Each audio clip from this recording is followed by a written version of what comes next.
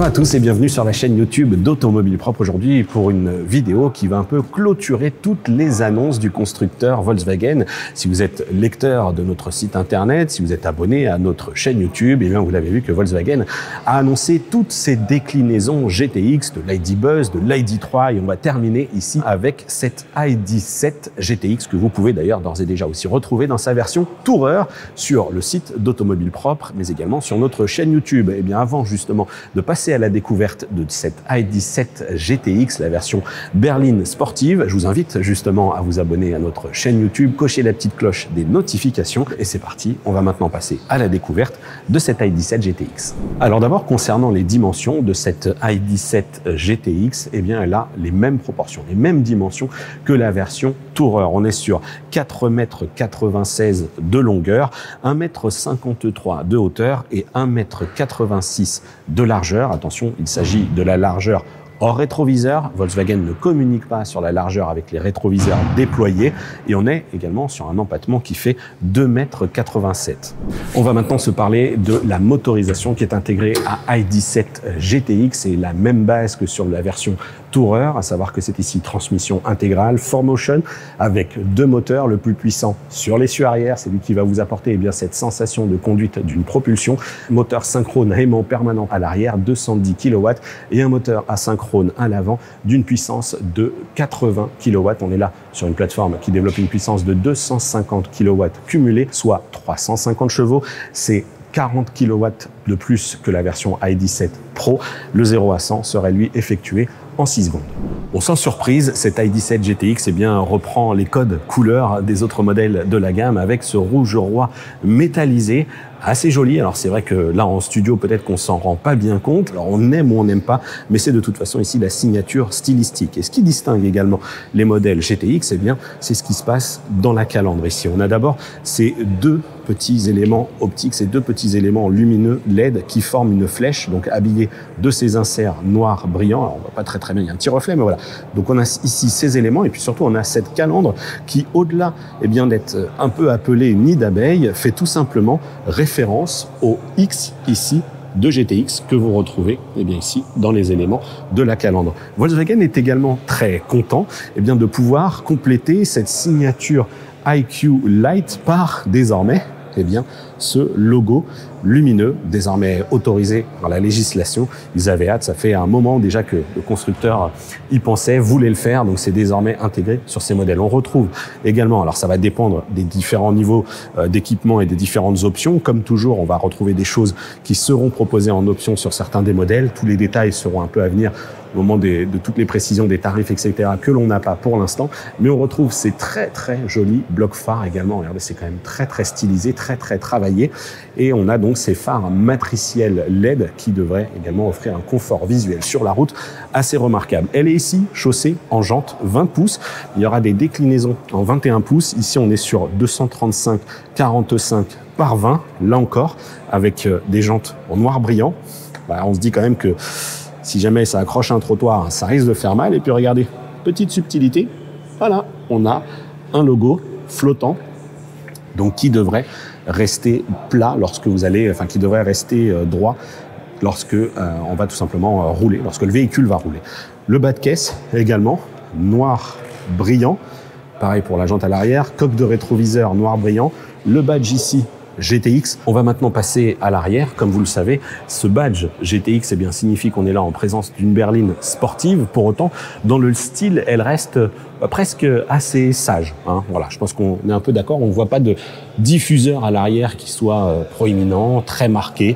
Mais là, encore une fois, on retrouve un bas de caisse assez travaillé, néanmoins, avec à nouveau eh bien, ces X qui nous rappellent le X du GTX, le badge noir et surtout ici, le logo brillant, enfin le logo illuminé lui aussi, qui devrait être assez impressionnant lorsque le véhicule va rouler de nuit.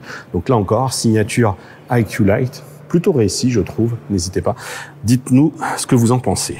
Alors on n'a pas les informations sur la partie volume de coffre lorsque les sièges sont rabattus, mais je peux vous dire qu'on est sur 532 litres ici pour cette version donc berline de l'ID7 GTX. On voit qu'on est ici sur une banquette 2 tiers, 1 tiers, avec en plus la présence d'une trappe à ski pour charger les plus longs volumes. On a donc cette capacité qui est annoncée donc de 532 litres. Ce sera en dessous de ce plancher rigide, comme on peut le voir. Hop, voilà. Tac, plancher rigide, un accès assez facilité, avec en plus ici un peu de place derrière les passages de roues pour ajouter quelques petits effets personnels. Alors on a ici l'accès à une prise de 12 volts, petit plus, l'accès ici directement à la possibilité de rabattre les banquettes. Hop, on va pas se priver. Voilà, vous le voyez, on n'est pas en présence d'un plancher complètement plat, haillons motorisé, et puis vous le voyez finalement, la hauteur de chargement aussi n'est pas très élevée. Cette ID.7 GTX intègre également une grosse batterie, la plus grosse ici proposée par Volkswagen. Sa capacité est de 86 kWh, capacité nette. On est sur 91 kWh de capacité brute. Une batterie qui se décompose suivant 13 modules. Je rappelle qu'il existe également en gamme des batteries 12 modules de 77 kWh, mais celle-ci, c'est 86 kWh pour une autonomie pour l'instant estimée par Volkswagen, puisque le véhicule n'a pas encore passé les homologations et donc on n'a pas d'autonomie définitive, ni même les niveaux de consommation, mais on est ici sur une autonomie annoncée de 638 km. Et je rappelle également, si vous avez vu les autres vidéos, eh bien que cette batterie 86 kWh, elle est couplée à un réseau de recharge en 200 kW en courant continu, ce qui vous permettra de réaliser le 10 à 80% en 30 minutes sur les versions 77 kWh, mais qui ne concernent pas ici ce modèle. Eh bien, c'est un peu moins de 25 minutes pour faire du 10 à 80%, mais avec évidemment des autonomies un peu inférieures. Voilà pour la partie autonomie, donc qui est pour l'instant annoncée par Volkswagen. Et hop, voilà cette petite trappe ici de charge. Voilà, une auto extérieurement quand même assez réussie, qui ne prend pas trop de risques, mais néanmoins assez jolie quand même. On va maintenant passer à la découverte des places arrière. Alors je peux vous le dire, c'est plutôt confort. Alors confort, on s'entend et je vais y revenir tout de suite. C'est confort parce qu'on a de la place aux jambes déjà. J'ai réglé le siège position avant, plutôt en mode spacieux, c'est-à-dire qu'on a quand même pas mal de place à l'avant. Et vous voyez, j'ai quand même encore pas mal de place ici au niveau des genoux. Je mesure 1,75 m et surtout, il est ici dans sa configuration mode accueil. Ce sont des sièges motorisés qui vont avoir cette petite cinématique pour vous laisser entrer et ressortir du véhicule. C'est-à-dire que lorsque vous allez ouvrir la portière, le siège va se reculer, il va rester comme ça. Et lorsque vous allez remonter à bord, eh bien, il va se ravancer à votre position mémorisée. Alors, cette batterie de 86 kWh net, 91 kWh brut, a forcément un peu un impact sur l'habitabilité, sur ce qui se passe à l'intérieur, puisque, eh bien, elle est logée dans le plancher. Et c'est finalement pas si contraignant que ça. Vous voyez que, effectivement, j'ai les jambes qui remontent assez haut, mais Volkswagen a quand même travaillé la banquette pour que l'on ait un bon maintien ici au niveau des cuisses. Je trouve que c'est tout à fait convenable, et puis surtout on a un plancher plat, ce qui faciliterait l'accès effectivement, en tout cas l'accueil d'un troisième passager ici sur cette banquette arrière. Mais ce troisième passager finalement il sera assez inconfortable parce que regardez, si je me mets là, déjà je suis légèrement plus haut, donc je pense que dans le rétroviseur intérieur le conducteur doit plus voir grand chose, et puis surtout c'est une assise qui est quand même plus raide, hein, c'est quand même assez raide même, je dirais, c'est un peu plus dur. Et ce qui est un petit peu plus dérangeant, c'est que l'on a ici des bourrelets sur le côté, donc dans cette finition GTX, des sièges aux deux extrémités. Alors certes, c'est très accueillant pour moi, même si le maintien est un peu ferme, eh ben, je suis plutôt bien maintenu. Justement, l'accueil est un peu ferme et le maintien du coup est bon, intéressant pour cette version GTX. Mais forcément, ça a une contrainte, enfin ça a un impact également sur la position ici du milieu. On a donc cet accoudoir central avec un porte-gobelet, voilà, enfin deux porte-gobelets, et en plus, eh bien, comme je l'ai dit tout à l'heure, on a ici la possibilité d'ouvrir cette trappe à ski pour charger de longs volumes. Et on va terminer la découverte des places arrière avec ce qui se passe au niveau des contreportes. Là encore, on peut remarquer que c'est un habitacle dans son ensemble qui est très sombre. Volkswagen nous dit que c'est un signe de sportivité.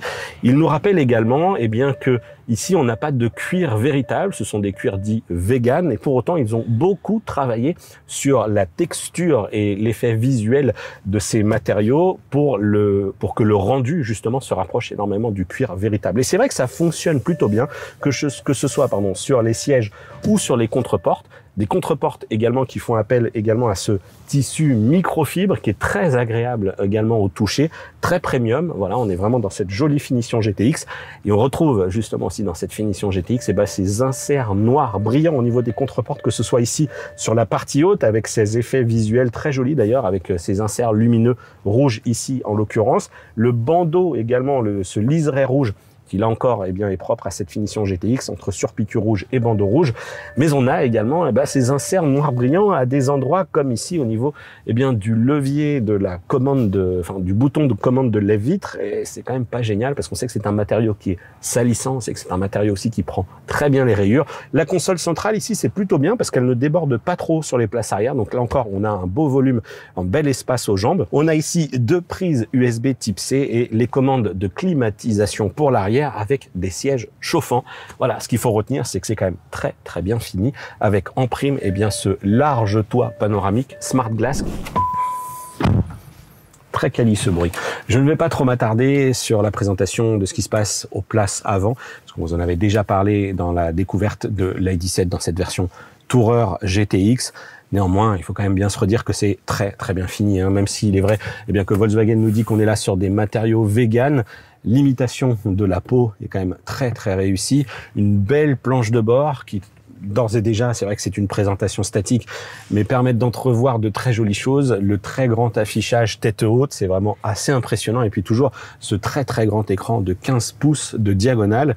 Technologie tactile plutôt réactive, d'ailleurs c'est un système qui réagit plutôt bien, avec en partie basse ici cette lamelle qui va vous permettre cette zone sensitive noire brillante. Là encore une fois, alors avant on avait des traces de doigts sur les écrans, maintenant on en a également sur les zones sensitives avec la touche bleue et la touche rouge qui permettent sur chacune des 2 zones ici pour les conducteurs et passagers d'augmenter ou de réduire la température. Et ensuite on a également ces commandes dédiées au volume. Ce que Volkswagen indique, c'est qu'on est toujours sur le système d'infodivertissement MIB 4, donc 4e version, mais nouvelle version. Il va falloir patienter encore un peu pour en savoir un peu plus sur ce que cela apporte. On sait également que c'est compatible Android Auto et Apple CarPlay sans fil. On a ici ces 2 volets qui permettent d'accéder là encore à un compartiment porte-gobelet, 2 gobelets, une zone de recharge par induction sans fil et également 2 ports USB type C pour passer à de la recharge un petit peu plus performante notamment. On a ici des volets actifs de climatisation. Désormais, on nous dit que le système de diffusion d'air est plus intelligent. Là aussi, on testera. Ce qui est sûr, c'est que l'on a également l'arrivée de fonctionnalités dites bien-être à l'intérieur. Vous avez différents scénarios qui vont vous proposer soit de rafraîchir un petit peu l'habitacle si vous vous sentez un petit peu fatigué et que vous avez besoin d'un petit coup de boost, le petit fresh up, donc qui va conditionner l'habitacle pour vous réveiller un peu d'une certaine manière. On va avoir également un environnement plutôt calme également qui peut être proposé. Bref, différents scénarios dans ces fonctionnalités wellness, donc bien-être que va proposer Volkswagen. Là aussi, il faudra tester sur la route. Puis bien évidemment, vous l'aurez compris, on retrouve également le petit afficheur derrière le volant pour tout simplement vous indiquer les vitesses, etc. Mais sachant que j'ai là devant les yeux un affichage tête haute assez immense, je pense que du côté de l'instrumentation numérique, c'est plutôt très très très bien réussi. Je retrouve tous les éléments de finition que j'ai évoqués juste avant. Avec ici, regardez, un très très grand vide-poche. Il est très très profond ce vide-poche. Hein. Je mets quasiment tout mon avant-bras. Et en partie basse également, juste là, vous voyez ici, on a également une partie rangement. Voilà, des sièges perforés à l'avant avec ces surpiqûres rouges, ces filets rouges. Sièges qui sont donc à l'avant, à l'arrière, ils sont juste chauffants. À l'avant, ils sont ventilés et chauffant. Voilà, c'est souvent le cas hein, pour les passagers à l'avant, on est un petit peu mieux lotis. Des jolis contreportes, toujours ces LED ici de rétroéclairage des contreportes, des inserts noirs brillants. Nous aurons également une multitude de choses à tester lors des essais routiers. Du côté des aides à la conduite, parce que là aussi cette i17 GTX va faire le plein. Alors certes, certaines seront proposées en option, mais on serait qu'on sera sur du niveau 2 d'autonomie, enfin des assistances plus avec régulateur de vitesse, adaptatif, maintien de cap, freinage d'urgence, mais également des technologies qui vous évitent, grâce au détecteur d'angle mort, qui vous évitent d'ouvrir, enfin qui vous empêchent d'ouvrir votre portière si jamais un obstacle l'habitacle est détecté. Volkswagen met également en avant son assistant vocal intégré à ce système d'infodivertissement MIB4, un assistant vocal qui s'appelle Aida, qui évolue un petit peu, qui va vous proposer d'interagir toujours avec le GPS, passer un appel, etc. Des choses qui sont basiques, permettent également d'interagir sur le conditionnement de l'habitacle en donnant des instructions sur la température à bord. Et d'ailleurs, petit aparté, mais vous savez qu'ici, on a désormais dans ces fonctionnalités wellness que j'ai évoquées, eh bien, la possibilité de laisser totalement faire le système avec un mode auto qui va détecter avec des capteurs dans les sièges si vous avez trop chaud, trop froid, capteur de température et capteur d'humidité pour ensuite adapter encore une fois le confort à bord de ici cette ID7 GTX. Et cet assistant vocal serait eh bien enrichi cette année eh bien de fonctions issues de l'intelligence artificielle ChatGPT. On a assez peu d'informations encore dessus.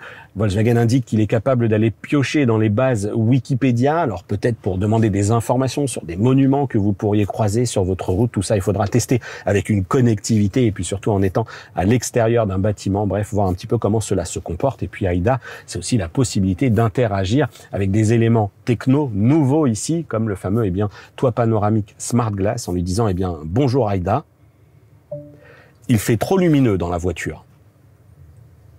Je règle le toit panoramique sur opaque. Bonjour Aida. Toit panoramique transparent. Je règle le toit panoramique sur transparent. Voilà le genre de petites commandes vocales que vous pouvez eh bien donner à cet assistant. Mais Volkswagen nous dit qu'ils ont également fait un choix quant aux autres commandes, par exemple ouvrir ou fermer les fenêtres. Ils ont dit ça, on ne le fait pas de manière vocale. Voilà, c'est là-dessus que s'achève notre présentation de cette Volkswagen ID7 GTX, une version pour laquelle nous n'avons encore pas de prix. Concernant la disponibilité, eh bien Volkswagen nous indique qu'elle sera commercialisée à partir de l'automne 2024.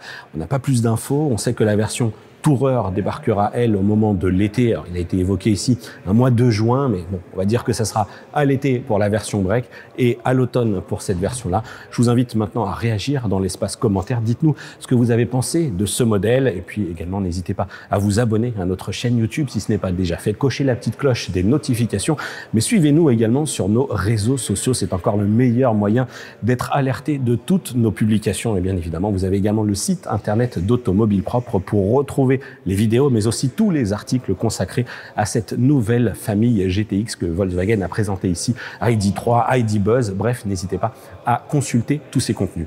Je vous donne maintenant rendez-vous pour une prochaine vidéo sur la chaîne YouTube d'Automobile Propre. Ciao!